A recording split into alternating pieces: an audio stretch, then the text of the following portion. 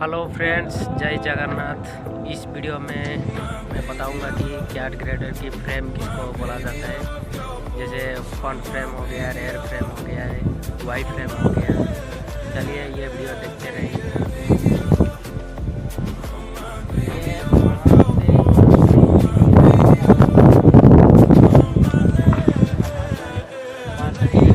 Front frame हो गया, जैसे हम बूम बोल देते हैं।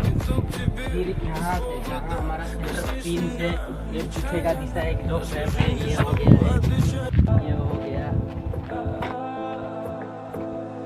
ये पूरा हो गया। फिर वहाँ तक ये रेयर फ्रेम हो गया, पीछे का फ्रेम हो गया ये पूरा। फिर इधर आते हैं,